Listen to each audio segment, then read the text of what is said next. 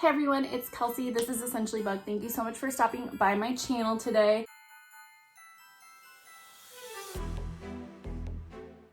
This is the second to last day of Bookmas, and today we're going to go over my 2023 reading stats. I keep a pretty extensive spreadsheet from the Currently Reading podcast as a part of their Patreon that they send out to everybody, and it's more expansive than what I need to track my reading, but it does capture a lot of stats. So every year I hide certain categories that I don't care about. Like one of the categories is audiobook publisher. That doesn't really matter to me necessarily. There's a thing on like the mood you were feeling when you were reading it. And I just like, that's not something I really care to track. And there's like days it took you to read a book. There's a lot of stats that I just don't really care about necessarily for my reading. The things that I do care about are obviously like number counts, the breakdown of like fiction and nonfiction genres. There's a new stat I'm really excited to talk about this year that I didn't do last year. I don't know why I missed it or if it was even an option on the spreadsheet from last year, but I'm pretty excited about what the stats did show. I had a really, really great reading year. I've read the most books last year than I've ever read before. I ended up at 142 books by the end of the year, and that's incredible for me. I read 53,500 pages. I'm looking down because I have everything here on my laptop. And then I had an average star rating of 3.6 stars, which is okay. Anything above 3.5 to me is a good average star rating. I think last year my average rating was like 3.4. Let me look. I forgot to do one thing. I forgot to do my average stars. Let's talk about average star rating, and then just future Kelsey, when you're editing this, you need to make sure you add a graphic because you totally forgot to do that.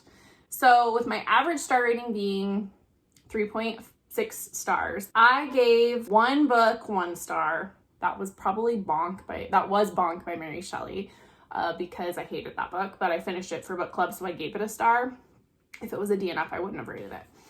I gave 7 books 2 stars, which was about 5%. I gave 57 books 3 stars, which was 41% of my reading. I gave 49 books 4 stars, and then I gave 25 books 5 stars. So there's going to be a graph right here showing all of that, but 25 5-star reads is really freaking incredible. Because I gave 25 books 5 stars, and I didn't really realize that until I sat down to film this video when I forgot to like sort by my average rating, I am actually going to hold off on doing a video and talking about those because I did give 25 books 5 stars. So I want to just do a video on that at another time. The 5-star books are like a wide range of things, so of genres, which is really fun. So we will hold off. Stay tuned because there might be a bonus video coming out in the next week or two after I've had a little bit of a break. The formats read. I read 44.6% in print, and I read multiple formats as 18.7%, audiobooks 8.6%, digital 28.1%, so that's Kindle. Multiple formats is when I read them in like, obviously, multiple formats. I did a lot of that with review copies that I had received from publishers. I would like to see my audiobooks be a little bit higher because that's a faster way for me to get through books, but I do struggle with audiobooks. I guess that's surprising to me. I read 12 audiobooks last year, 8.6% of them for my percentage, and my average star rating is 4 stars. I guess I always thought I gave audiobooks lower average ratings, but that's a really good stat, so JK, good job, Kelsey. As far as breakdown between nonfiction and fiction, I read 92% fiction and essentially 8% nonfiction. Again, I would like that to be higher. I'm looking to actually try to read at least 1 nonfiction book a month next year. Well, this year it's 2024 when I'm recording this, but that would just be a good goal because I have a ton of nonfiction books on my shelf, as I realized in my video where I reorganize my bookshelves and kind of sorted them by genre. I have a ton of books that are nonfiction. So that would be a stat I would like to increase next year. Book sources. I got 1.5% as gifts. My own TBR, so books that were already on my shelf, were 34.6. I'm going to go and look into that stat here in a second because I want to see how many physical books I actually got off my TBR. 25% came from the library and 38% came from the like NetGalleys and review copies and publishers.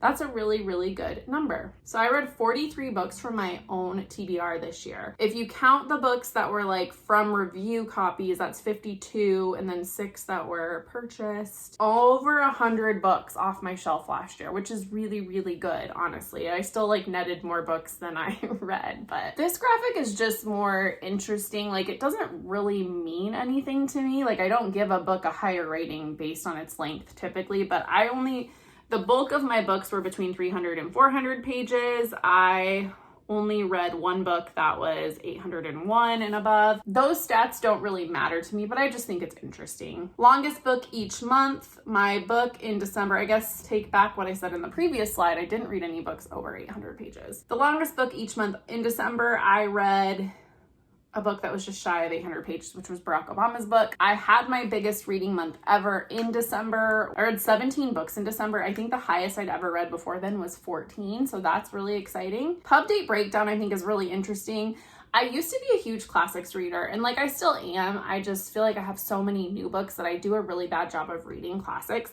But the earliest published, I have to look really close, sorry, that I read this year was between 2000 and 2009. So that's pretty bad. I should probably read a book from the 1900s, you know, the olden days. As I got ID'd last week at my local grocery store, and they were like, oh, there's a 19, and just left it at that.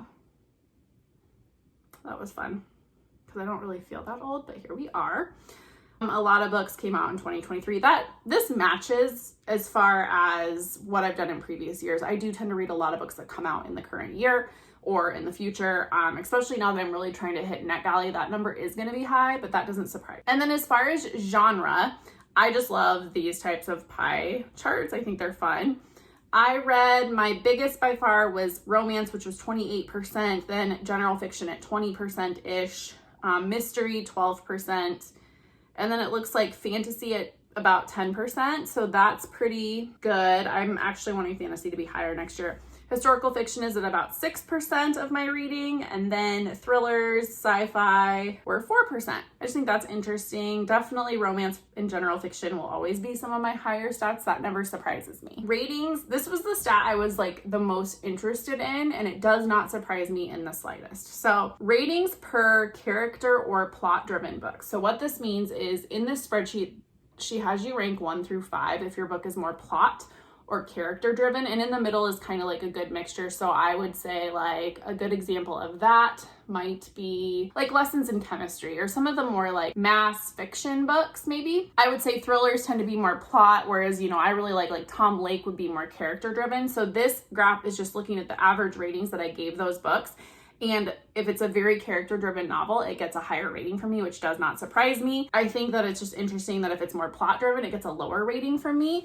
I think too, I read a lot of romance novels, and those are more plot-driven. They're not super like introspective character. So I give a lot of those romance novels 3 stars because a really good romance novel has the same tropes and is predictable. So it's a 3-star read. I rarely give romances higher ratings than 3 or 3.5. So this all lines up with how I read. And then author and artist gender, I read 84, almost 85% female with 15% male, and non-binary under 1%. I'm really bad at that stat, and I would like that to be bigger. As far as people of color authors versus white authors, I read 81% white, 18% people of color. I can always do better in that category. Like, there's no questions about that. Predominantly, I do Black and Asian authors. I had a lot of Latino authors this year at 20%, some combination. Middle East was like 6.5%. Indigenous was 16%. I would like to do more Middle Eastern and Asian books next year, just because of some like where my interests are lying and the things I'm interested in. Well, those are my stats. This is going to be a quick little video just with some fun little graphics. And I would be remiss if I didn't acknowledge what happened in my state today. There was a school shooting at a high school pretty close to us. It's one that like my school district that my husband teaches at, we play sports against them quite a bit. And so it's about 40 minutes from my house, but my heart is just going out to everybody in my prayers, and contact your representatives and demand reasonable gun restrictions and more funding for mental health because they go hand in hand.